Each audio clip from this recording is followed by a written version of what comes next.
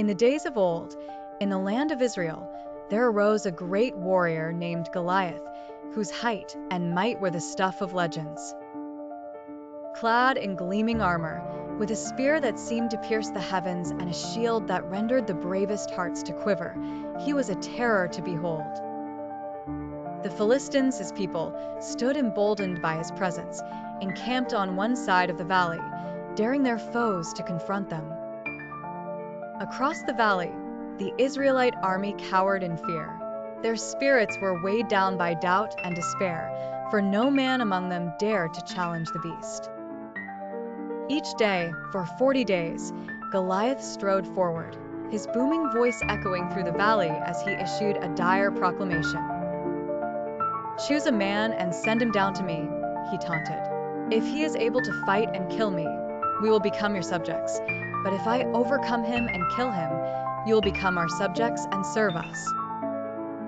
The challenge hung heavy in the air, unanswered and oppressive.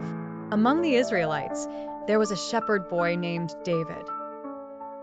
He was diminutive in stature and youthful in years, but his heart harbored a courage unfathomable. David was the youngest son of Jesse, and he had been sent to the camp by his father to bring provisions to his older brothers who served in the army. On that fateful day, as David arrived with his parcels, he heard the voice of Goliath, a voice that seemed to shake the very firmament. His brothers sought to send him away, fearful for his safety, but David was undeterred. His spirit burned with righteous indignation. "Who is this uncircumcised Philistine that he should defy the armies of the living God?" he declared. The words reached King Saul, who summoned David to hear his plea.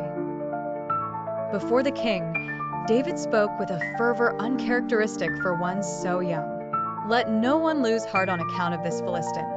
Your servant will go and fight him," he said. King Saul, taken aback, offered his own armor to the boy, but David rejected it. The weight and size were cumbersome, for David trusted not in the trappings of war, but in the strength of his faith and the skill in his hands. With a staff in hand and 5 smooth stones chosen carefully from the brook, David approached the battlefield. Goliath's laughter rang out as the giant beheld the unarmed youth. "Am I a dog, that you come at me with sticks?" he roared, cursing David by his gods. But David, steadfast and fearless, responded, "You come against me with sword and spear and javelin, but I come against you in the name of the Lord Almighty, the God of the armies of Israel, whom you have defied.